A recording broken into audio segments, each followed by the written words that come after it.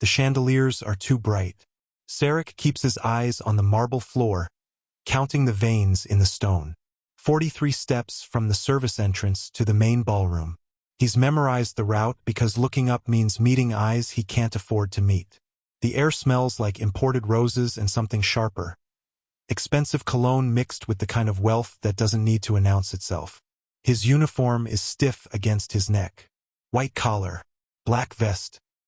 The fabric scratches every time he swallows. Someone laughs behind him. The sound echoes off vaulted ceilings that could swallow his entire childhood home. Stand straighter, Margot hisses.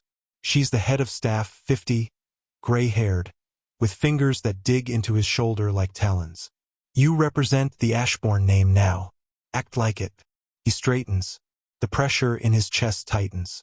His scent blockers are industrial grade, the kind that burn if you wear them too long. He's been wearing them for 6 hours. The chemical smell is starting to leak through his skin, mixing with sweat. Hi viewers, kindly tell us where you're watching from and what time it is. The ballroom doors swing open. Music spills out. Something classical, violins that sound like they're crying. Sarek's hands are shaking. He clasps them behind his back where no one can see. Margot shoves a silver tray into his grip. Champagne. Don't speak unless spoken to. Don't drop anything. And for God's sake, don't make eye contact with the heirs. The heirs. Everyone knows about the Ashbourne triplets. Identical faces. Different reputations. The oldest is cold. The middle one is violent. The youngest. Sarek doesn't finish the thought because he's moving now, weaving through bodies in tailored suits and gowns that cost more than a year's rent. The tray is heavier than it looks. His wrists ache. He focuses on breathing. In through the nose. Out through the mouth. Don't think about why you're here. Don't think about the paperwork. Don't think about the child who isn't here anymore. A man in a burgundy suit nearly knocks into him. Sarek pivots, balances the tray, keeps walking. His pulse is hammering in his ears. The room is too loud. Too hot. The lights are making his vision blur. He passes a cluster of women dripping in diamonds. One of them glances at him, not at his face, but at the designation pin on his collar. Omega. Her lip curls. She turns away. Sarek's jaw tightens. He knows what they see. Soft. Breakable. Disposable. They don't know he spent 3 years learning how to put a screaming toddler to sleep. They don't know he can recite child safety regulations from memory. They don't know he used to check door locks 5 times a night because fear doesn't sleep when you're responsible for someone smaller than you. They don't know what he lost. A hand catches his wrist. Sarek freezes. The tray tilts. Champagne sloshes but doesn't spill. His breath stops. The hand is warm. Strong. The grip is firm but not painful. He can feel the heat of it through his sleeve, burning past the fabric like a brand. Careful, a voice says. Low. Smooth. Almost amused. Sarek's eyes drag upward against every instinct screaming at him to keep them down. Rydian Ashbourne is smiling. He's the youngest heir. The one people call charming. The one who shakes hands at charity galas and poses for magazine covers. Blonde hair swept back. Sharp jaw. Eyes the color of cold steel. And he's holding Sarek's wrist like it's the most natural thing in the world. You almost dropped this, Rydian says, gesturing to the tray. His thumb brushes against Sarek's pulse point. Just once. Barely a touch. Sarek's heart is trying to break through his ribs. Thank you, he manages. His voice sounds hollow. Foreign. Rydian's smile widens. You're new. It's not a question. Sarek nods. Words are stuck in his throat. He can feel people watching now. The weight of their stares pressing into his spine. What's your name? The question hangs in the air between them. Sarek knows he should answer. Knows Margot is probably watching. Knows this is a test he didn't study for. But something in Rydian's eyes makes his skin crawl. Not cruelty. Something worse. Curiosity. Sarek, he whispers.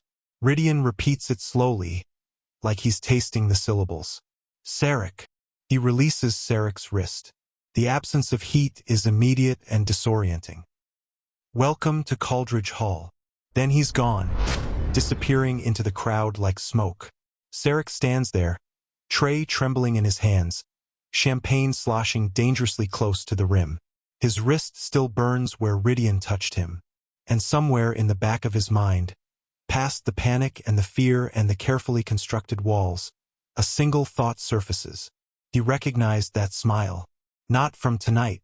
Not from the society pages or the news. From a signature. A signature at the bottom of a document that tore his entire world apart. What happens when the man you're supposed to serve is the one who destroyed everything you loved? The staff quarters smell like bleach and old coffee. Sarek sits on the edge of a cot that's too short for his legs, staring at the wall. The room is shared, 3 other Omega attendants sleep here, but they're still working the gala. He has 20 minutes before Margot comes looking. His hands won't stop shaking. He presses his palms against his thighs, willing the tremor to stop. It doesn't. The scent blockers are wearing off. He can feel his own smell starting to seep through. Lavender and something sweeter, something that marks him as exactly what he is. Weak. That's what the caseworker said. 6 years ago. Sitting across from him in a fluorescent-lit office that reeked of stale air and bureaucracy. "You're too soft for this, Mr. Vale." She said it gently, like it was a kindness. Like she wasn't holding a folder full of lies dressed up as policy compliance. "The child needs structure, discipline. You've created an environment of..." She paused, flipping through pages. "Excessive emotional attachment." Sarek remembers the way his chest caved in. The way the words felt like a physical blow. "He's 6 years old," he'd said. He needs preparation for the real world." She closed the folder. "Final. Absolute. Your designation makes you unsuitable for long-term guardianship. The state has found a more appropriate placement." The state, that's what they called it. Clean. Official. Neutral. They didn't mention the private agency. Didn't mention the funding. Didn't mention the names buried in the fine print. Sarek found them later. Months later, after the boy was gone and the apartment was too quiet and he couldn't sleep without checking locks that didn't protect anyone anymore. Ashbourne Solutions. Subsidiary of Ashbourne Holdings. Funded by Ashbourne Philanthropic Trust. Every document, every transfer, every polite smile from a lawyer in a suit. It all traced back to one name. Ashbourne. A knock on the door shatters his thoughts. "Vale." Margot's voice cuts through the wood. "You're wanted in the East Wing. Now." Sarek stands. His legs feel unsteady. He smooths his vest, checks his collar, swallows the panic rising in his throat. The East Wing is restricted. Private family quarters. Staff only enter when summoned. He follows Margot through hallways lined with portraits of men who all have the same cold eyes. She doesn't speak, doesn't look at him, just walks with the kind of speed that suggests this is urgent. They stop in front of a door carved from dark wood. Margot adjusts his collar without asking, her fingers rough and impersonal. "Listen carefully," she says, voice low. "You do not speak unless addressed. You do not ask questions. You do not touch anything. Understood?" "Yes." "If he asks you to leave, you leave immediately. If he asks you to stay..." She pauses. Her eyes narrow. "You stay. No matter what." The emphasis on the last 3 words makes Sarek's stomach twist. "Who?" "Rydian Ashbourne." Margot's hand is already on the door. And he doesn't like to be kept waiting. She knocks twice, then opens the door and steps aside. Sarek walks in. The room is massive. Floor-to-ceiling windows overlook grounds lit by soft landscape lighting. A desk. Shelves lined with books that look like they've never been opened. Leather furniture that probably costs more than Sarek made in a year. And Rydian, standing by the window, hands in his pockets, looking out at nothing. The door closes behind Sarek. They're alone. "Come here," Rydian says without turning around. Sarek's feet move before his brain catches up. He stops 3 feet away, close enough to hear, far enough to run if necessary. Rydian turns. The smile from earlier is gone. What's left is something sharper. more deliberate. You're afraid of me. It's not a question. It's an observation. Sarek doesn't answer. Rydian tilts his head, studying him the way someone might study an insect pinned to a board. Most people are, but not like this. He steps closer. You're not afraid I'll hurt you. You're afraid I already have.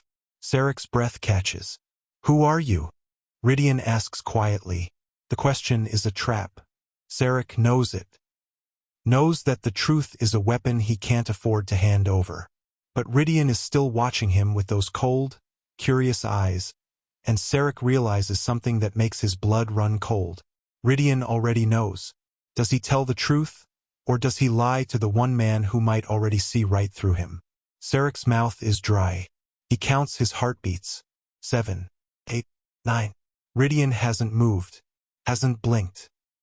Just stands there waiting for an answer that Sarek can't give without unraveling completely. I'm an attendant, Sarek finally says. That's all. Rydian's eyes narrow. That's what your file says. File. The word lands like a stone in Sarek's gut. You read my. I read everyone's. Rydian turns away, moving toward the desk. He picks up a glass tumbler, half full of amber liquid. Security protocol. Can't have strangers wandering the estate without proper vetting. He takes a sip. Your background check came back clean. Almost too clean. Sarek's hands curl into fists behind his back. He forces them to relax. I don't have anything to hide. Everyone has something to hide. Rydian sets the glass down. The question is whether it matters.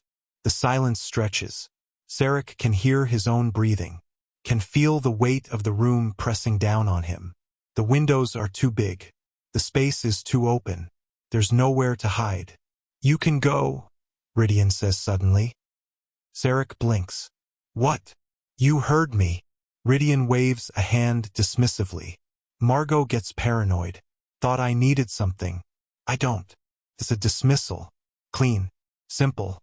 Sarek should take it and walk out and never think about this moment again. But his feet don't move. Why did you call me here? The words are out before he can stop them. Rydian looks at him. Really looks. And for the first time tonight, the mask slips. Just for a second. Just long enough for Sarek to see something underneath. Something calculating and aware and dangerous. I wanted to see if you'd run, Rydian says quietly. Sarek's chest tightens. Why would I run? Because you're smart. Rydian picks up his glass again, but doesn't drink. Just holds it. And smart people know when they're in over their heads. The admission hangs between them. Sarek doesn't know how to respond. Doesn't know if he should thank him or bolt for the door or demand answers he'll never get. I'll go, he says instead. Rydian nods. Probably wise. Sarek turns. His hand is on the door when Rydian speaks again. Sarek. He freezes. You dropped this earlier. Sarek turns back. Rydian is holding something small. Silver. Catches the light. Pin. Sarek's hand goes to his collar automatically. The Omega designation pin is gone. Must have fallen when Rydian grabbed his wrist in the ballroom. He crosses the room, takes the pin. Their fingers brush. The contact is brief but electric. Thank you, Sarek whispers. Rydian's smile returns. Slow. Deliberate. Don't mention it. Sarek leaves before his legs give out. The hallway outside is empty. Cold. He leans against the wall, pressing the pin into his palm until it hurts. The pain helps, grounds him, reminds him that this is real. Rydian knows something. Maybe not everything, but enough to be dangerous. Sarek pushes off the wall and starts walking. He needs to get back to the quarters. Needs to think. Needs to figure out what just happened and what it means for the plan he's been building for 6 months. He turns a corner and nearly collides with a man in a dark suit. Watch it. The man snaps. Sarek mumbles an apology, keeps his head down, keeps moving. But the man's hand shoots out, grabs his arm. Wait.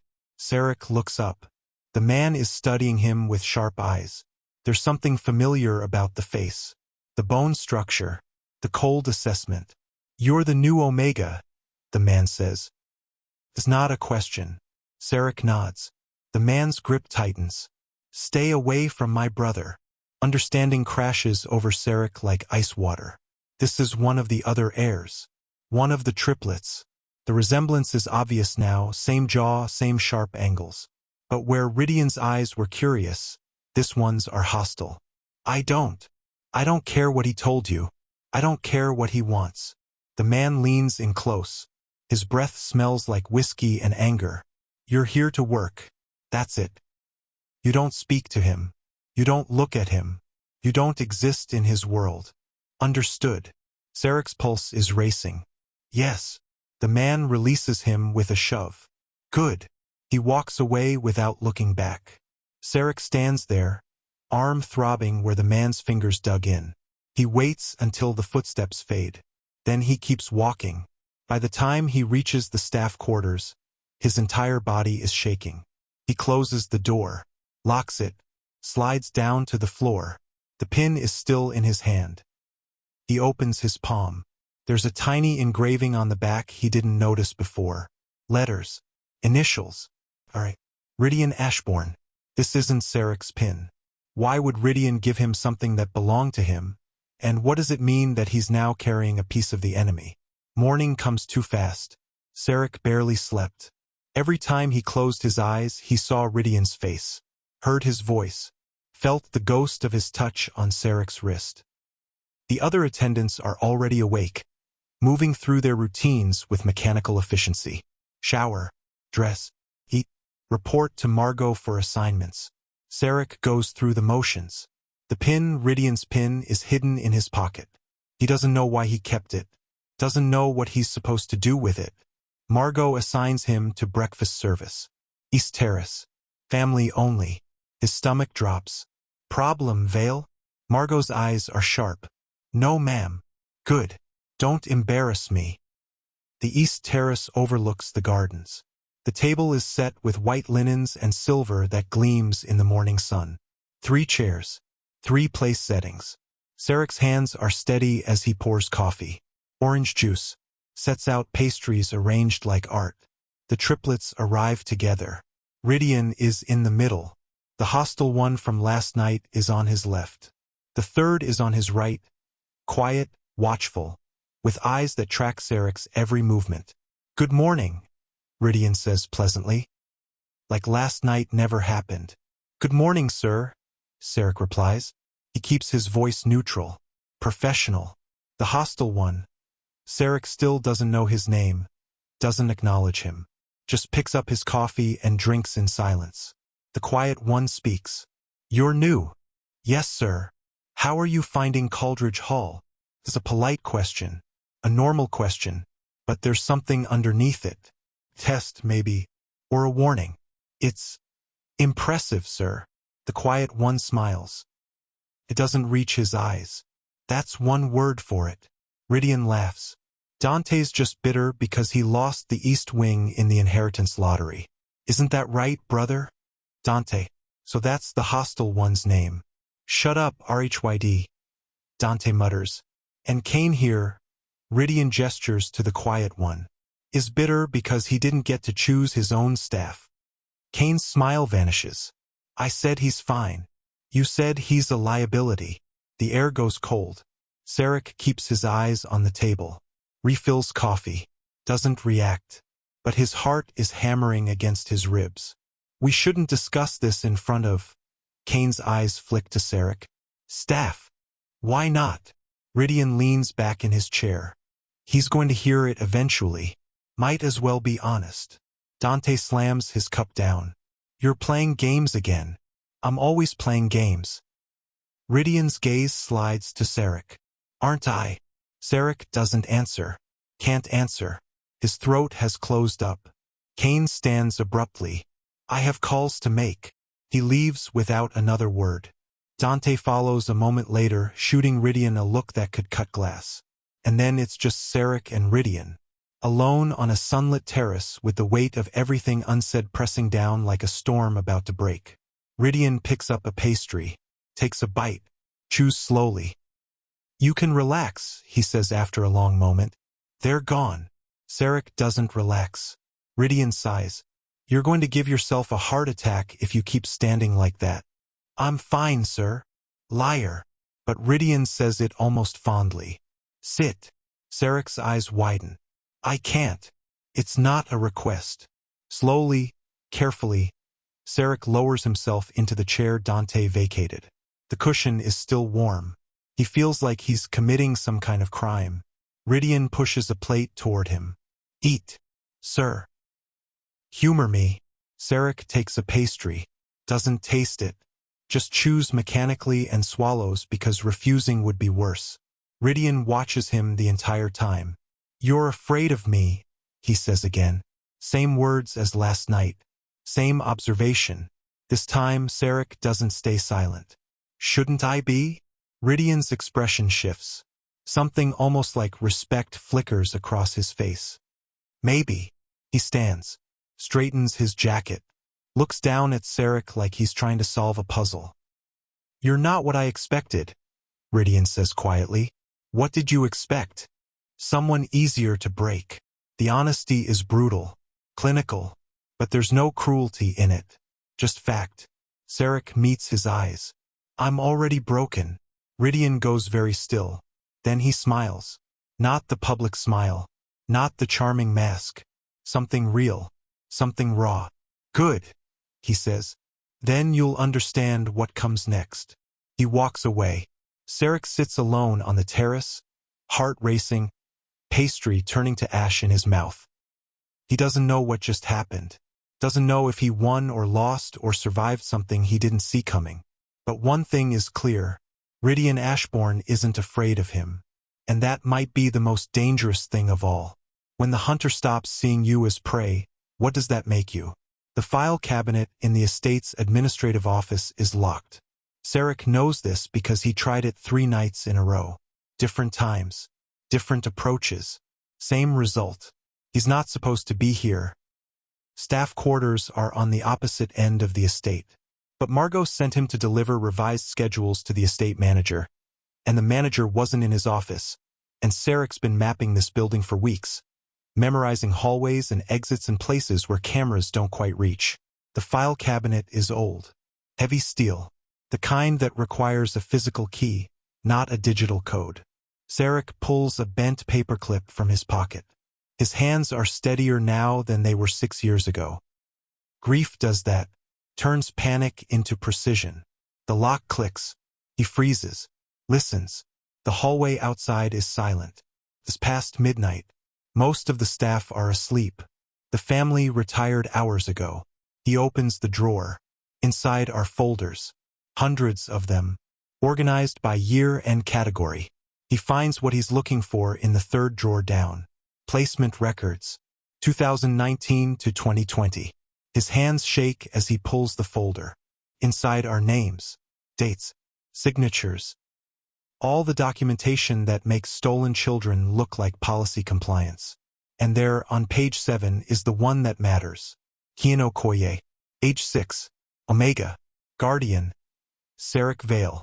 Status. Placement terminated. New assignment. Private contract labor. Facility code AH47. The page blurs. Sarek blinks hard. Forces the tears back. He can't afford to break down. Not here.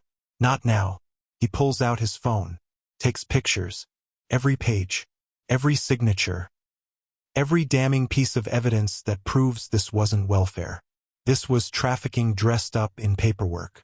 He's on page 12 when he hears footsteps. Sarek's heart stops. He shoves the folder back, closes the drawer, pockets his phone. The lock. He didn't relock it. His fingers fumble with the bent paperclip. The footsteps are getting closer. He's not going to make it. The door opens. Rydian stands in the doorway. For 3 seconds, neither of them moves. Then Rydian's eyes drop to the file cabinet, to Sarek's hands, to the paperclip still clutched between his fingers. Interesting, Rydian says softly. Sarek's mind races. Excuses. Explanations. Lies that might buy him 10 seconds before security drags him out. But Rydian doesn't call for security. He closes the door behind him. Locks it. Show me what you found.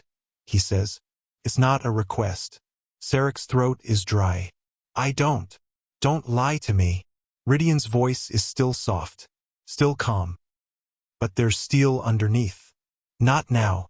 Not about this. Sarek's hand goes to his phone. He could run, could fight, could scream, but he doesn't. Instead, he unlocks his phone, pulls up the photos, hands it to Rydian. Rydian scrolls through them in silence. His face doesn't change, doesn't react, just absorbs the information like he's reading a weather report. When he's done, he hands the phone back. Kian Okoye, Rydian says.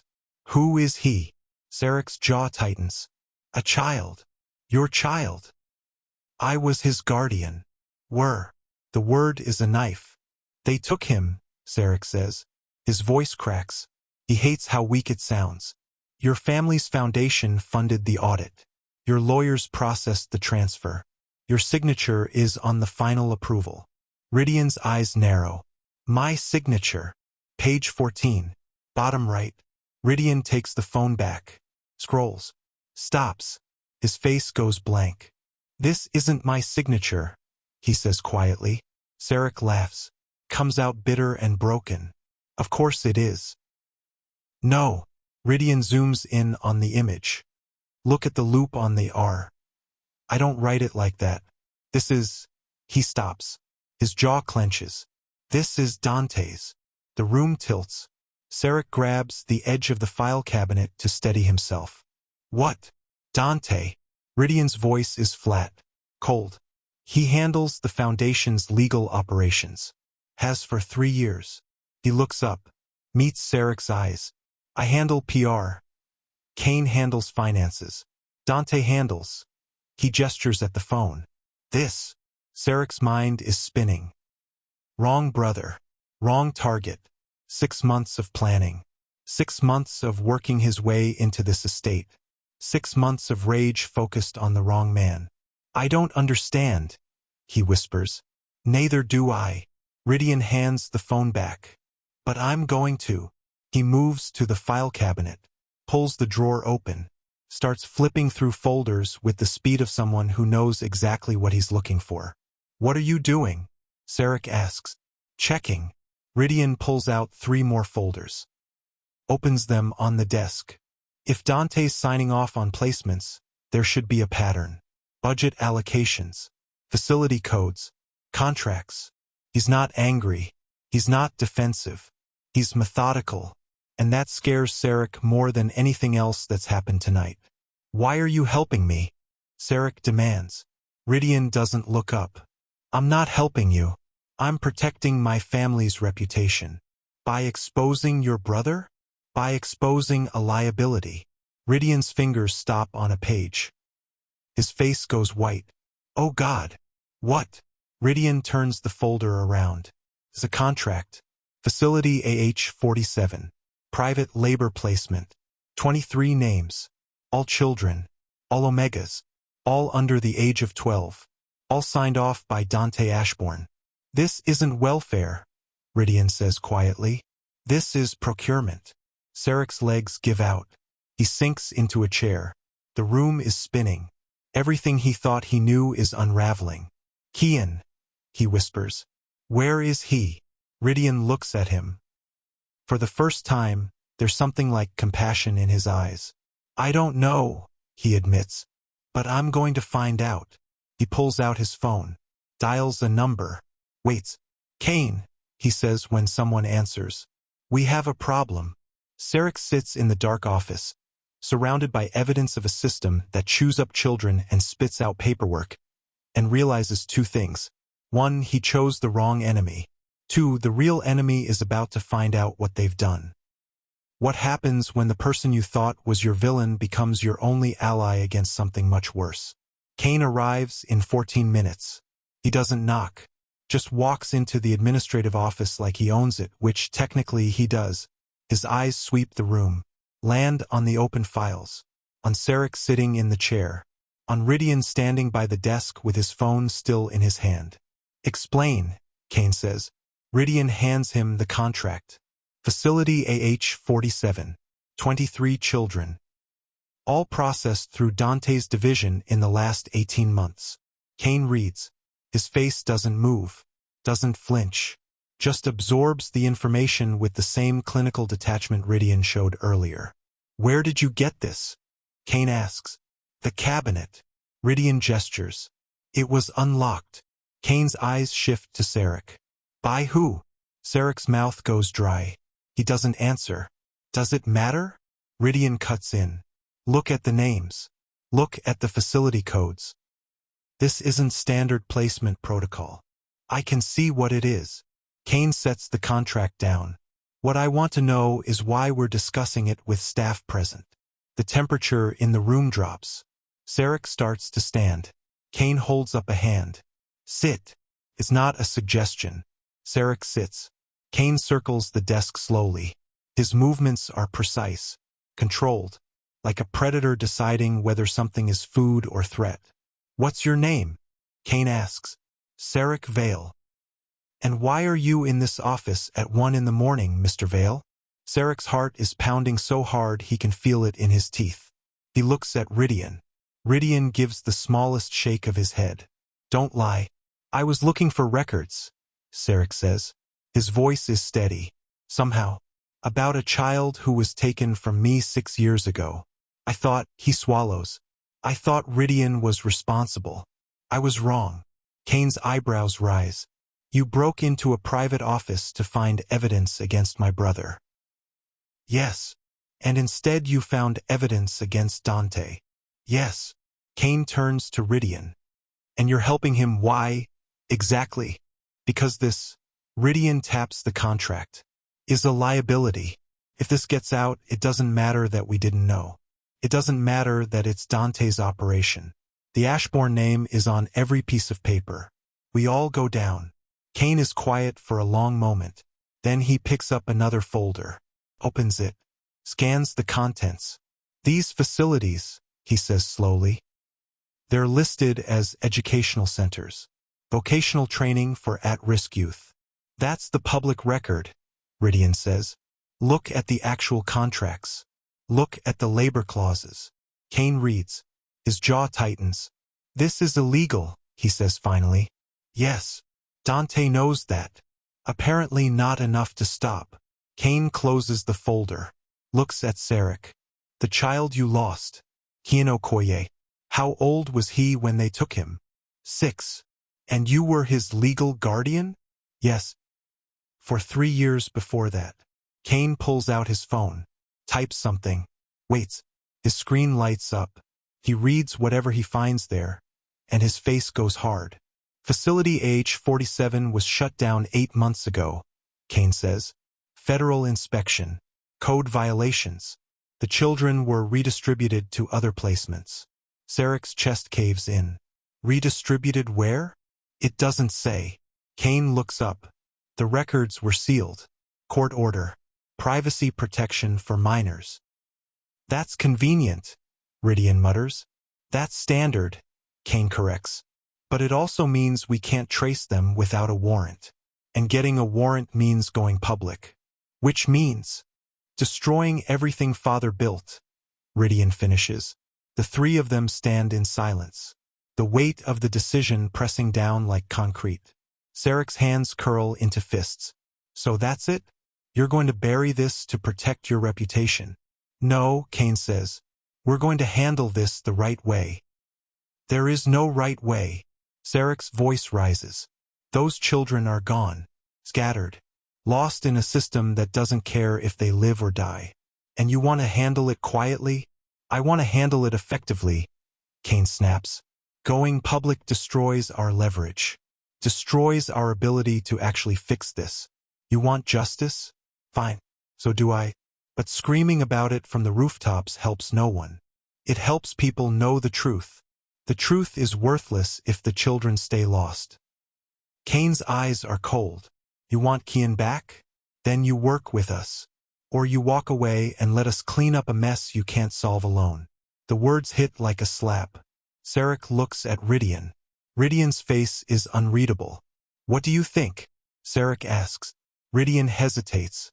Then, I think Cael's right, but I also think we're running out of time. Why? Because if Dante finds out we know... Rydian's phone buzzes. He looks at the screen. His face goes white. He already knows. He turns the phone around. It's a text. 3 words. We need to talk. The sender, Dante Ashbourne.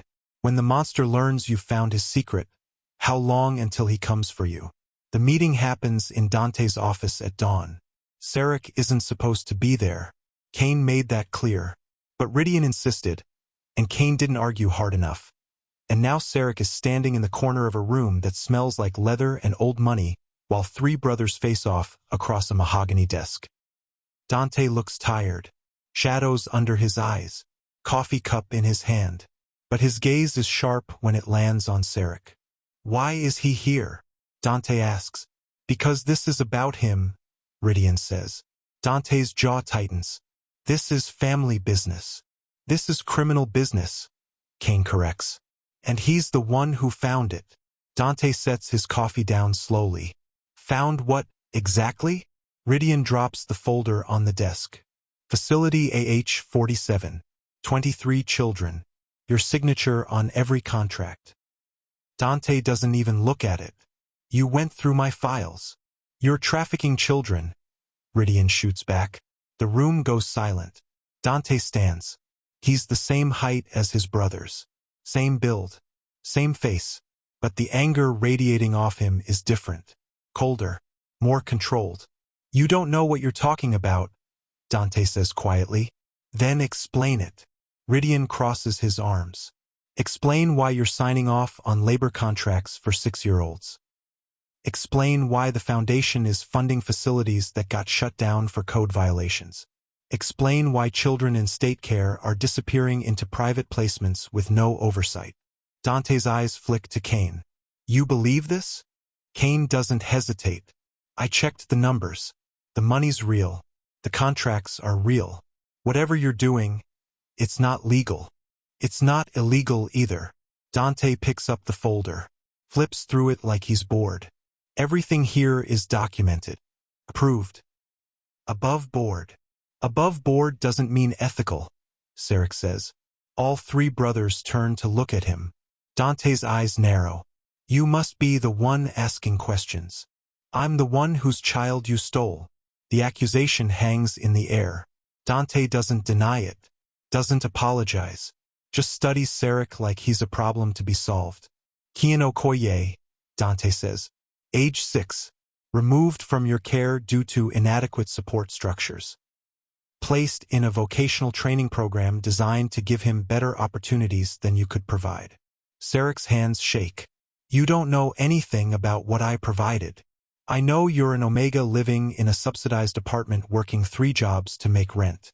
I know you have no family support, no secondary income, no stability. Dante's voice is clinical, detached. The state made the right call. The state took a bribe. Dante smiles. It's the cruelest thing Sarek has ever seen. The state took a donation. There's a difference. Rydian moves between them. Enough. No. Sarek steps around him. He's done being afraid. Done being silent. You want to justify this? Fine. Tell me where Kian is. Tell me he's safe. Tell me he's happy. Tell me anything other than that you sold him to cover a budget gap. Dante's smile fades. I don't know where he is. Liar. I don't. Dante looks at Cain, at Rydian, back to Sarek. The facility was shut down before I could relocate the assets. Federal inspectors seized the records. By the time I got access again, the children were already gone, redistributed through standard channels. I have no idea where any of them ended up. The admission is worse than a lie. Sarek's legs almost give out. Rydian catches his arm, holds him steady. You lost them, Sarek whispers. You took them from people who loved them, and then you lost them. Dante doesn't answer. Cain steps forward. We're shutting this down. You can't, Dante says. Watch us. You shut this down, and Father's entire legacy collapses. Every charity, every foundation, every good thing the Ashbourne name has ever done gets dragged through the mud. Dante's voice is rising now. You want to be the one who destroys that? Fine. But don't pretend you're doing it for the children. You're doing it to feel righteous. I'm doing it because it's right, Cain says. Dante laughs. It's bitter and broken. Right doesn't pay for anything.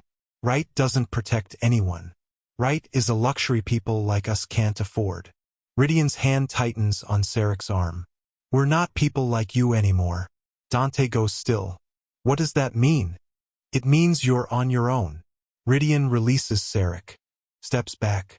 Cain and I are taking this to the board. We're recommending a full audit of the foundation. And if the board doesn't comply, we're going to the press. You're bluffing. Try me. Dante looks between his brothers, searching for weakness, for doubt. He doesn't find any. You do this, Dante says slowly, and you'll regret it. Maybe, Rydian says, but at least we'll be able to sleep. He turns and walks out. Cain follows.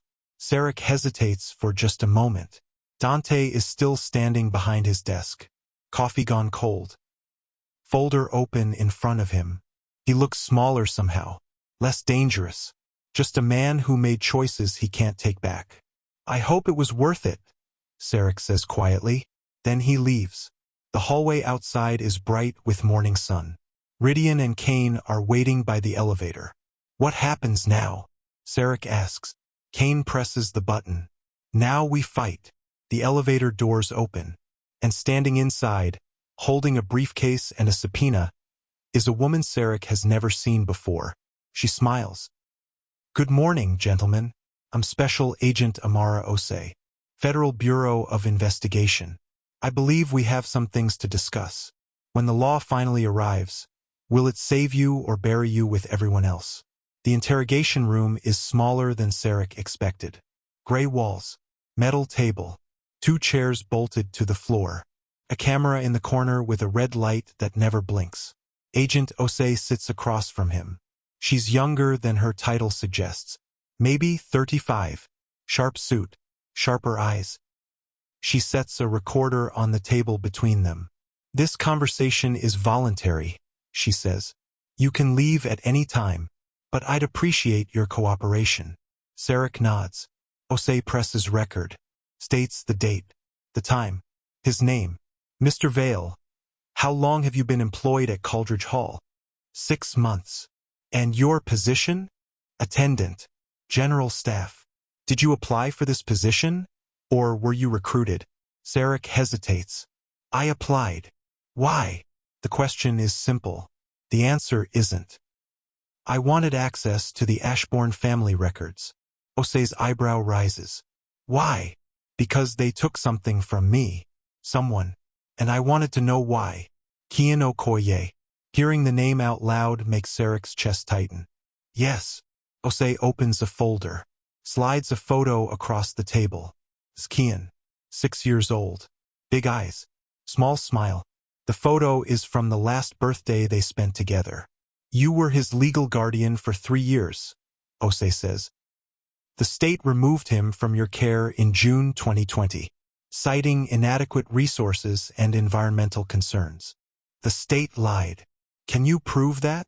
Sarek pulls out his phone, opens the photos he took from the file cabinet, hands it to Osei. She scrolls through them.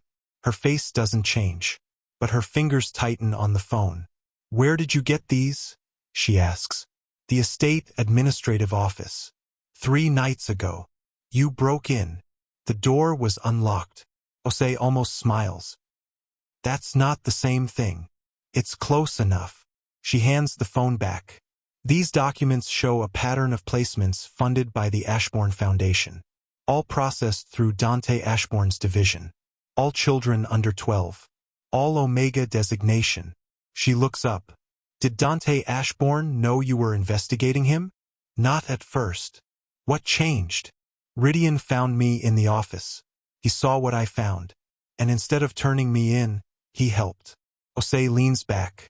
Why would he do that? Because he didn't know what his brother was doing. None of them did. Cain either. It was all Dante. You're sure about that? Sarek thinks about Rydian's face when he saw the signature. About Cain's reaction to the contracts. about the way they both chose to stand against their own blood. I'm sure. Osei is quiet for a moment. Then, we've been investigating the Ashbourne Foundation for 8 months, ever since Facility AH-47 was flagged during a routine inspection. We found evidence of labor law violations, financial irregularities, but we didn't have enough to move forward. Until now. She pulls out another folder, thicker than the first, drops it on the table. This is everything we've compiled. Contracts, bank transfers, emails, testimony from former facility staff. She taps the folder. It's enough to bring charges, but it's not enough to find the children. Sarek's throat is dry. What do you mean? The records were sealed. The children were redistributed through multiple agencies across 3 states. Without cooperation from those agencies, we can't trace them. And without a court order, those agencies won't talk. So get a court order. We're trying. But the Ashbourne legal team is blocking us at every turn, claiming privacy protections, parental rights, corporate privilege. Osei's voice hardens. They're very good at making things disappear. Then what do you need from me? Testimony. Public testimony. You go on record about what happened to Cael, about what you found, about the Foundation's involvement.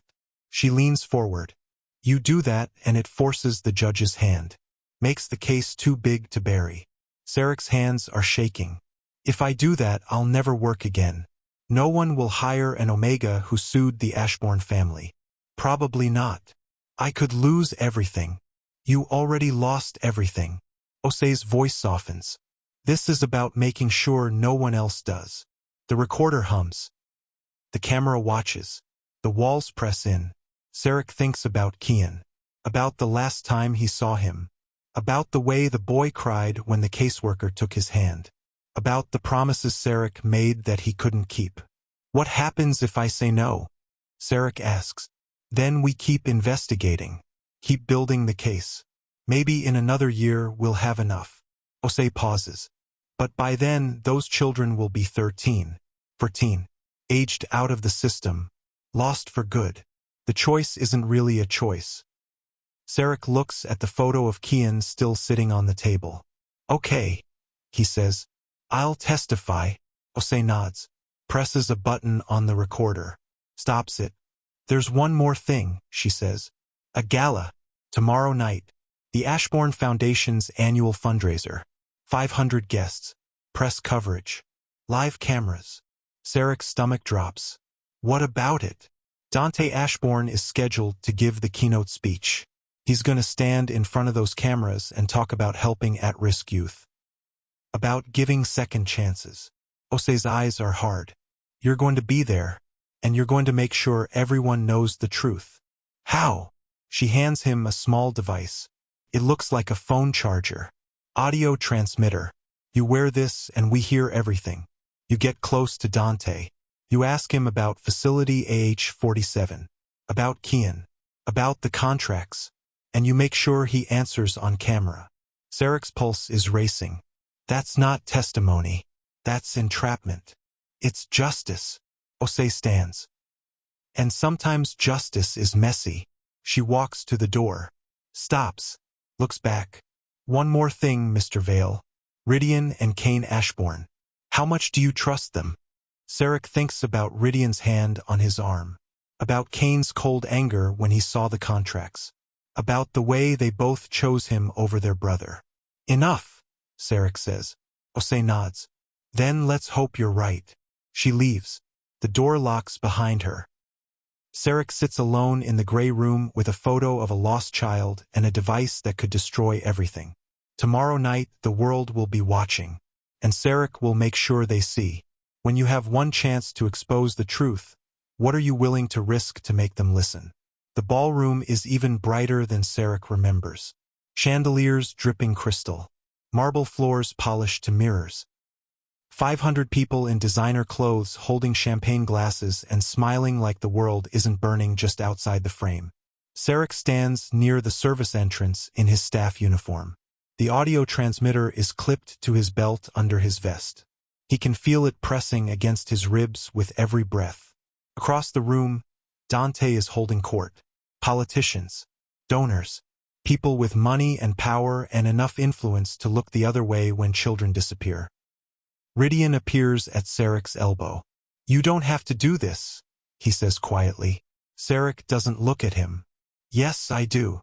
If this goes wrong, it already went wrong 6 years ago. I'm just making sure people know." Rydian is silent for a moment.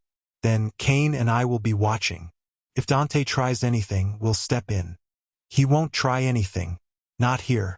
Not with cameras. That's what worries me." Rydian's hand brushes Sarek's arm. Just once. Barely a touch. "Be careful." Then he's gone, disappearing into the crowd. Sarek takes a breath. Starts walking. The transmitter hums against his ribs. He knows Agent Osei is listening. Knows there are federal agents stationed outside. Knows this is the only chance he'll get. He reaches the edge of the crowd surrounding Dante. A woman in pearls glances at him, then away. Dismissive. Expected. Sarek keeps moving. He stops 3 feet from Dante's shoulder. Close enough to hear. Close enough to be seen. Dante is mid-sentence. Investing in futures that matter. Giving opportunities to those who need them most. Applause. Polite. Rehearsed. Sarek's voice cuts through it. Like Kian Okoye? The room doesn't go silent. Not immediately. Conversations continue. Laughter echoes. But the people closest to Sarek stop talking. Turn. Stare. Dante's smile freezes. "I'm sorry," he says. "Kian Okoye," Sarek repeats. Louder now. "Age 6. Removed from my care in June 2020. Placed in facility AH-47 through a contract you signed. I'm asking what opportunities you gave him." The silence spreads like ice. Conversations dying. Ice turning. Cameras swiveling. Dante's face is calm. Practiced. "I don't discuss individual cases in public settings." "Why not?" Sarek steps closer. "You're discussing the program. Why not the children? Privacy protections. Privacy or plausible deniability?" Dante's jaw tightens. "I think you're confused." "I'm not confused. I have the contracts. I have the signatures. I have proof that your foundation funded facilities that were shut down for labor violations. Facilities that lost track of 23 children under the age of 12. The room is completely silent now. Dante's eyes flick to the cameras, to the guests, to Rydian and Cael standing near the back, watching. "Those are serious allegations," Dante says carefully. "They're facts. Then you should take them to the authorities. Not ambush a charity event." "I did take them to the authorities." Sarek's voice is steady, clear. "Special Agent Amara Osei, FBI. She's investigating your foundation right now. And when she's done, everyone will know what you did." Dante's mask cracks. Just for a second. Just long enough for the cameras to catch it. "You have no idea what you're talking about," Dante says. His voice is low. "Dangerous. I know you took children from families who loved them. I know you put them in facilities with no oversight. I know you lost them when those facilities were shut down. And I know you've been covering it up ever since. That's defamation. It's testimony." The crowd is murmuring now. Phones out. Recording. Posting. The story is already spreading beyond this room. Dante steps closer. His voice drops to a whisper only Sarek can hear. "You just destroyed your life for nothing. Kian is gone. You'll never find him. And after tonight, no one will ever hire you again." Sarek meets his eyes. "I know." "Then why?" "Because someone had to say it." Dante stares at him, searching for weakness, for regret. He doesn't find any. Then Rydian is there, stepping between them. "That's enough," Rydian says. He looks at Dante. "You need to leave. This is my event." "Not anymore." Cael appears on Dante's other side. "The board voted an hour ago. You're out. Effective immediately." Dante's face goes white. "You can't." "We already did." Cael's voice is ice. "Security will escort you out." "Don't make this worse than it already is." Two men in suits appear. They don't touch Dante. Don't have to. He walks out on his own, spine straight, head high. The crowd parts to let him through. The cameras follow him all the way to the door. When he's gone, Rydian turns to Sarek. "You okay?" he asks. Sarek's hands are shaking. His chest is tight. He can barely breathe. But he nods. "Yeah," he whispers. "I'm okay." Rydian's hand finds his. Squeezes once. "You did the right thing." "I hope so." Cael addresses the crowd. "Ladies and gentlemen, I apologize for the disruption. The Ashbourne Foundation takes these allegations very seriously. We will be cooperating fully with federal investigators to ensure accountability and transparency. Thank you for your understanding." Polite applause. Uncertain. The guests are already leaving. The story is already breaking. By morning, it will be everywhere. Agent Osei appears at Sarek's side. "Good work," she says quietly. "We got everything." Sarek nods. He can't speak. Can't process what just happened. Osei hands him a card. "Call me tomorrow. We'll need your formal statement." Then she's gone too. The ballroom empties. Staff clean up champagne glasses and abandoned plates. The chandeliers dim. The music stops. Sarek stands in the middle of it all. Heart still racing. Transmitter still humming. Rydian is beside him. Cael is coordinating with security. The world is about to change. But one question remains. "What happens now?" Sarek asks. Rydian looks at him. "Now we find Cael. When you've exposed the truth to the world, can you survive what comes next?" The investigation takes 4 months. Federal agents. Subpoenas. Court orders that force sealed records open. Testimonies from caseworkers and facility staff and donors who suddenly remember signing checks they didn't ask questions about. The Ashbourne Foundation collapses under the weight of it. Dante faces 17 counts of fraud, conspiracy, child endangerment. His trial is scheduled for next spring. Rydian and Cael rebuild. Slowly, carefully, they liquidate assets, pay settlements, create new oversight structures. They can't undo the damage, but they can stop it from happening again. Sarek doesn't work at Coldridge Hall anymore. He can't. The press coverage made him too recognizable, too much of a liability. But Rydian offers him something else. A job at the new foundation, the one built from the ashes of the old one. Director of Child Welfare Advocacy. A title, a salary, purpose. Sarek takes it. He spends his days tracking down the children who were lost, making calls, filing petitions, working with agencies that suddenly have funding and political pressure to actually care. They find 18 of the 23. Cael isn't one of them. Sarek tries not to think about what that means. Tries to focus on the ones they saved. The ones who made it home. The families who got second chances.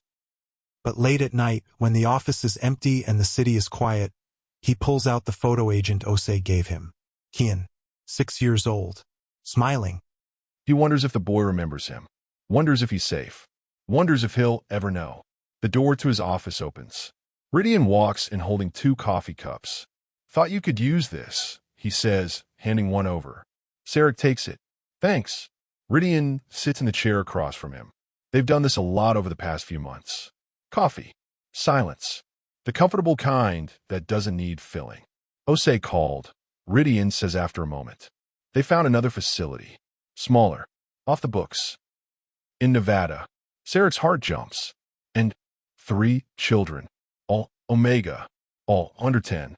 Rydian pauses. One of them matches Cael's description. The world stops. Sarek can't breathe. Can't think. Can't do anything but stare at Rydian and hope he's not lying. When Sarek whispers, "Agent Osei is coordinating the extraction now. She'll call as soon as they have confirmation." "How long?" "Maybe a day. Maybe less." Sarek sets his coffee down before he drops it. His hands are shaking too hard to hold anything. Rydian reaches across the desk, takes his hand, holds it steady. "He might not be the same," Rydian says quietly. 6 years is a long time, especially for a child. "I know.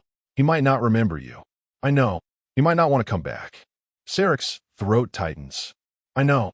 Ridian squeezes his hand. But if he does, we'll make sure he has a place to come back to. Sarek looks up, meets Ridian's eyes. They're not cold anymore.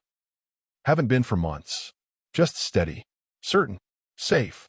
Thank you, Sarek says. For everything. For believing him. For fighting beside him. For not letting him do this alone. Ridian smiles. Don't thank me yet. Wait until we know for sure. But Sarek doesn't need certainty. Not anymore. He's learned to live without it. Learned to find hope in the spaces between lost and found. The phone on his desk rings. Sarek and Ridian both freeze. Sarek picks it up. Hello. Mr. Vale. Agent Osei's voice. Calm. Professional. We have confirmation. Sarek's heart stops. It's him, Osei says. We found Cael. The world blurs. Sarek's vision swims. He's crying, and he doesn't care. Is he okay? Sarek manages. He's scared. He's been through a lot. But he's safe now. And he's asking for you. Sarek covers his mouth. Tries to hold in the sob building in his chest. Fails. Ridian is around the desk in seconds. Arms around him, holding him together while he falls apart. When can I see him? Sarek asks through tears. Tomorrow, Osei says. I'll send you the details. But Mr. Vale, she pauses. He's not the same boy you remember. Be ready for that. I am, Sarek says. I will be. He hangs up, sits in Ridian's arms, lets himself feel everything he's been holding back for 6 years. Relief, grief, joy, fear, all of it crashing over him like a wave. He's alive, Sarek whispers. He's alive, Ridian repeats. I'm going to get him back. You already did. They stay like that for a long time. In an office that smells like coffee and hope. In a building built on the ruins of something broken. The fight isn't over. There's still children missing. Still systems that need fixing. Still work to be done. But tonight, one child is coming home. And sometimes that has to be enough. Sarek thinks about Cael. About the boy he was and the child he might be now. About the conversations they'll have and the trust they'll need to rebuild. It won't be easy. It won't be perfect, but it will be real. And real is all Sarek has ever wanted. The next morning, he drives to the facility where Cael is waiting. Ridian comes with him. They don't talk much. Don't need to. When they arrive, Agent Osei is standing outside. She nods. He's inside, with a counselor. Whenever you're ready. Sarek takes a breath, steadies himself. Then he walks through the door. Cael is sitting in a small room. He's bigger now, 12 years old. Hair longer, eyes older. But the face is the same. He looks up when Sarek enters. For a moment, neither of them moves. Then Cael stands, slowly, uncertain. Sarek, he whispers. Sarek's voice breaks. Hey, kiddo. Cael's eyes fill with tears. He takes one step forward, then another. Then he's running, crashing into Sarek's arms, holding on like he's afraid to let go. Sarek holds him, feels the weight of him. Real. Solid. Here. I thought you forgot about me, Cael sobs. Never, Sarek whispers. I never stopped looking. They stand there. Two people who were ripped apart by a system that didn't care. Two people who found their way back through sheer stubborn hope. The counselor steps forward gently. Hand name tag reads Dr. Janae Mitchell. She's been with Cael since the extraction. He's been talking about you, she says to Sarek. Every day since we found him. He remembered your birthday, the songs you used to sing, the way you made pancakes on Sundays. Sarek's chest aches. 6 years, and Cael still remembered. Can I take him home? Sarek asks. Dr. Mitchell exchanges a look with Agent Osei. There's paperwork, legal procedures. The state will need to verify your current living situation. Conduct home visits. It could take weeks. Weeks. Cael's voice is small, broken. I have to wait more. Sarek kneels down. I level with the boy who's grown so much but still feels impossibly small. I'll be here every single day. I promise. We'll do this together. Cael nods, wipes his eyes. You won't leave again? I didn't leave before. They took you. But I'm here now. And I'm not going anywhere. Ridian steps into the room. He's been hanging back, giving them space. But now he approaches with careful respect. Cael, Ridian says, my name is Ridian. I've been helping Sarek look for you. We have a place ready. A room with your name on it. Books. Art supplies. Whatever you need while the paperwork processes. Kian looks at Sarek. Questions in his eyes. He's telling the truth, Sarek says. Rydian helped me find you. Him and his brother Cain. They're the reason we got you back. Kian studies Rydian. Then, slowly he extends his hand. Rydian shakes it. Gentle. Respectful. Thank you, Kian whispers. You don't have to thank me, Rydian says. You just have to heal. The processing takes 3 weeks. 3 weeks of supervised visits. Home inspections. Psychological evaluations.